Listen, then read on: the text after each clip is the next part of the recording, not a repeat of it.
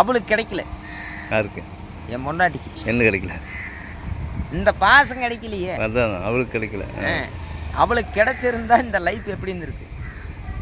அவளோட சுகம், அவளோட சோறு வவுறு அப்படின்னு அவன் போயிட்டேன். ஆனால் நான் எப்படி என்னதான் இருந்தாலுமே நான் எப்படி என் குழந்தைய வளர்த்திட்டு இருக்கிறேன், அது மாதிரி ஒரு எந்த ஆம்பளையும் சரி பொம்பளையும் இருந்தாலுமே இதை கேர் பண்ணி பார்க்கணும்.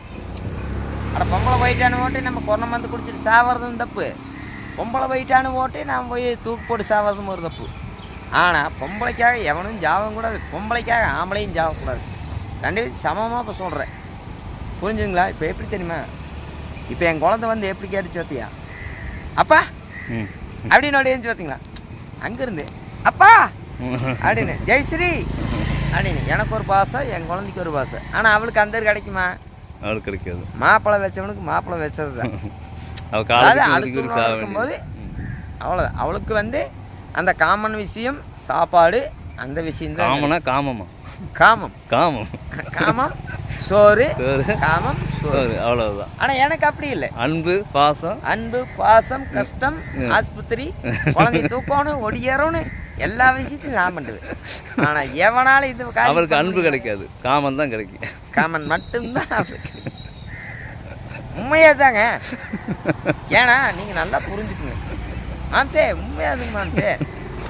அவளுக்கு தேவை என்ன? இல்ல சத்தியமான வார்த்தை தான். அவளுக்கு காமத்தை தவிர ஒண்ணுக்கு சாமம், சோறு, தூக்கம். நம்மளுக்கு அன்பு, நிம்மதி, பாசம், எல்லாமே. புள்ள நாளைக்கு தாவணி போட்டு என்ன பண்ண முடியும்? அதானே. பையன் நாளைக்கு கலையை முடிச்சு என்ன பண்ண முடியும்? பையன் எல்லாமே எல்லா விஷயத்திலும் நான் கலப்படம் பண்ணித்தானே கஷ்ட நஷ்டம் சுக துக்கம் எல்லாத்தையும் பார்த்துருவேன்.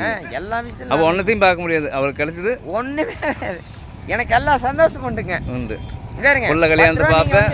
ஒன்றும் இல்லைங்க, நீங்கள் 10 ரூபா ஏன் சாமி இப்படி கஷ்டப்படுறிய, ஏந்தா ஒரு 10,000 ரூபா வச்சுக்கோ அப்படின்னு கொடுத்தீங்கன்னா நான் எதுக்காக வாங்கிக்குவேன்? எங்கள் ஊரில் தாவணி போட்ட காலத்தில் நீங்கள் கொடுத்தீங்கன்னா வாங்கி, சரி எங்கள் ஊர்லைக்கு நீங்கள் சீர் பண்ணிட்டீங்க அப்படின்னு ஒரு நியாயம் இருக்குது. ஆனால் இந்த விஷயத்தில் அவள் ஏற்றுக்க முடியாதல்லவா? அவள் யாரையும் போய் பார்ப்பா? எதுக்குமே வழி இல்லை. இந்த விஷயத்தில் யாரையுமே காம்படிஷன் கிடையாது. இவ இங்கே பாருங்க, அவளுக்கு காமம் காமம் சோறு, காமம், ரெண்டு தான் அவளுக்கு.